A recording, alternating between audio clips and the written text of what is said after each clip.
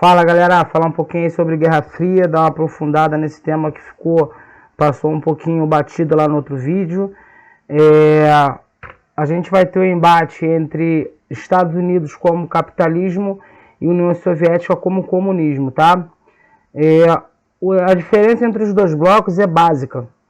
Os Estados Unidos funciona como uma liderança de influência e a Rússia, na União Soviética, atua como uma liderança anexadora, anexando países do leste europeu ao seu continente e anexando também outros países politicamente, como China, Coreia do Norte e Cuba. Tá? A definição da expressão, né? Acontece na década de 60 mesmo, tá? Não há ali um conflito armado, de fato, mas existe uma corrida armamentista onde a União Soviética e os Estados Unidos se preparam naquele momento para um possível embate armado, beleza? Que não vem a acontecer, graças a Deus. Show? Essa corrida armamentista, a gente vai falar mais um pouco à frente das condições de vida por causa dessa corrida armamentista. Aí alguns países que foram, né, aliados a esses dois blocos, principalmente Estados Unidos com a Europa Ocidental, Japão, América Latina, tá? A União Soviética, leste europeu, China, Cuba, Coreia do Norte. Diferença entre capitalismo e socialismo. O capitalismo, ele visa o capital, ele visa o lucro e também visa a propriedade privada comandando a economia. Tá? Então, os donos de meio de produção comandam a economia nos países que adotam o capitalismo como seu sistema. Beleza? O social é deixado meio que de lado para que a propriedade privada e o lucro possam navegar com mais tranquilidade nessa onda. O socialismo e o comunismo, eles visam como base o bem-estar social e o bem-estar comum, pelo menos na teoria, tá? Pelo menos aí nos livros de Karl Marx, Friedrich Engels, tudo mais, essa teoria visa o bem-estar comum e o bem-estar social, tá? Qual a diferença entre socialismo e comunismo?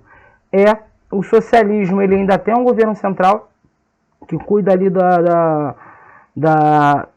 dia a dia do país, né? Do Estado.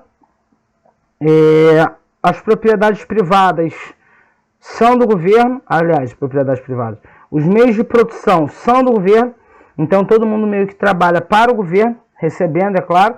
Não tem diferença social no capitalismo. A diferença social no capitalismo atua como principal forma, porque o rico vai ser dono do meio de produção e o pobre vai ser funcionário dele. Então, se a pobreza acabar, acaba o empregado e o capitalismo se afunda. Então, não se iluda, o capitalismo nunca vai atuar para que a pobreza acabe. Ele vai atuar para que a pobreza se aprofunde, para que a diferença social se aprofunde, sempre, tá? No socialismo, pelo menos na ideia, no imaginário, é que essas classes sociais acabem. No comunismo, você vai acabar com o governo central e você vai ter a participação, a gerência das comunas populares. Então, assim, todos os trabalhadores vão ter a sua representação em comunas e vão ter voz a partir dessas comunas. É como se fossem vários grupos de WhatsApp conversando, decidindo dentro deles e tendo voz fora. Tá? Então eles vão se reunir, essas comunas populares, e vão decidir o destino do Estado. Tá? Na realidade, o comunismo nunca foi aplicado em lugar nenhum. Não chegou ao status quo de comunismo. Tá? Então não caia nessa que o comunismo é uma ameaça. O comunismo não é uma ameaça para ninguém. Tá? Simplesmente ele quer que a diferença social acabe e fique todo mundo na mesma toada. Ou para bem ou para mal. Se tiver bem para um, vai estar bem para todo mundo. Se tiver mal para um, vai estar mal para todo mundo. Beleza? O ideal é que esteja bem, né? Então a corrida armamentista ela vai atuar em toda a Guerra Fria. Tá? Lá do final da Segunda Guerra Mundial até o iníciozinho da década de 90. O que acontece? Você vai ter no jornal, nesse período aí de quase 50 anos, em torno de 50 anos, você vai ter todo dia uma notícia, A União Soviética inventou uma arma nova, um míssil novo. Os Estados Unidos inventou um míssil novo. E isso muito foi aplicado também para o lado civil. Porque, por exemplo, vai ter avião supersônico atuando da Europa para Nova York em 3 horas. Tá? Acabou não dando certo por custos, por falta de dinheiro. Mas a gente teve algumas das inovações que nós temos hoje, já agradeço a Guerra Fria. Internet, rede de computação sendo amplamente utilizada, tá? Vem também da Guerra Fria. Pode não ter sido inventada dentro da Guerra Fria, mas foi ampliada e utilizada largamente, beleza? Símbolo da União Soviética, mano. A gente tem 2 tipos de ferramentas, a gente tem 2 ferramentas na bandeira soviética. Tá? Aquele fundo vermelho e essas 2 ferramentas aí. Bom, o martelo funciona como representação da mão de obra fabril, tá? E a foice, o redondinho ali, funciona como representação da classe operária camponesa, agrícola, beleza? E o significado da URSS, União das Repúblicas Socialistas Soviéticas, beleza? Só que a galera vai escrever quase sempre ou URSS ou União Soviética. Tá? Tem condição da gente toda hora ficar cunhando e escrevendo esse nome gigantesco aí, beleza? Mapa base da União Soviética, mano. Isso aí é o quartel-general da União Soviética. A Rússia, tá? Que é o maior território do mundo.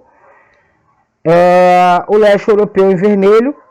Os países do leste europeu ali, como Cazaquistão, Uzbequistão, Ucrânia, Estônia, tá? Como anexados ao território russo, beleza? China, Coreia do Norte, Cuba são anexados políticos e econômicos, mas não territoriais, que estão pelo menos a alguma distância aí da União Soviética. Principais conflitos na CEI. CEI eu vou falar daqui a pouco, tá? A gente pode utilizar isso para a União Soviética. Grande diversidade étnica, ou seja, cultural e religiosa na região. O desejo de vários povos de conquistar a independência, porque a corrida armamentista teve o poder de absorver a maioria dos investimentos soviéticos e outras áreas produtivas não. Então a produção de comida, a produção de alimento, a produção de roupa, a produção de tudo ficou obsoleto e a galera do leste europeu ali sofrendo até de fome, porque a União Soviética, porque Moscou, capital da Rússia, focava pelo menos 80% a 90% de todo o seu capital, seu orçamento anual em corrida armamentista com os Estados Unidos. Né?